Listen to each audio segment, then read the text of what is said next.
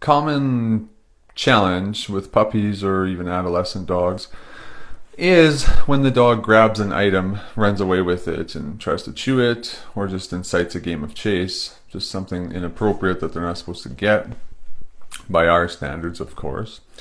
Now, how you interrupt this or condition the dog not to do so is going to impact how long it lasts, okay? Some people unintentionally reward the dog grabbing something that they don't want them to and running around with it or ripping it or what have you.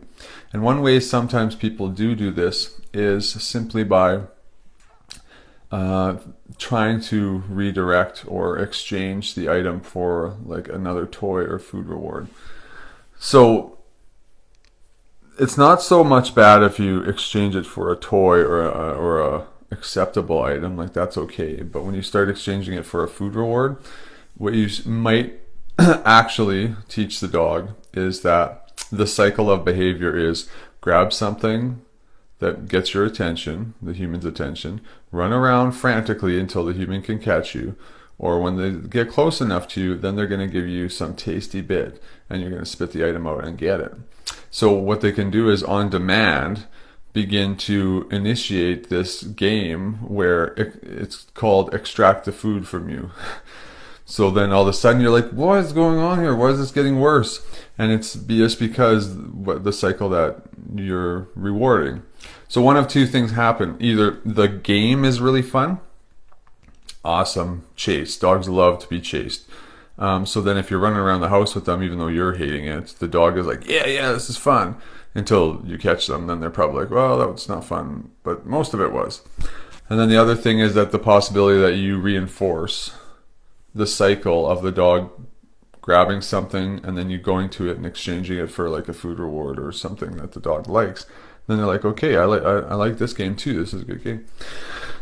So if this is happening to you, the best thing I would start to encourage is that your dog's probably going to do it semi-regularly. So when you are with the dog in the home, just let them carry a leash around with them. They just drag it around and you just wait for them to grab something that is inappropriate. When they do, you tell them to stop or something to that effect. And then you go physically over towards them. And then you just grab the leash if the dog's trying to run around you. And then you stop. You could step on the leash so the dog has like 2 feet. So they just kind of slow down and they're like, what's going on? And for the item, what you can do, it depends on what it is.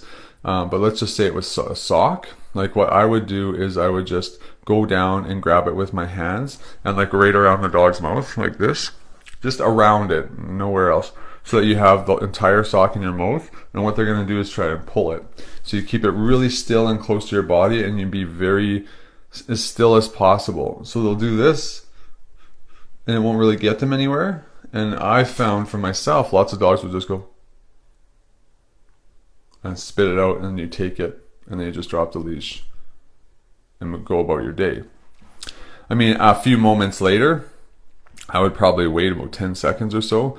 The dog just walks around, do. Then you throw them that, give them their own toy. Be like, go play with this. Just when it's like immediate, sometimes the behavior cycle they learn is get the item, you come towards them, you give them something else.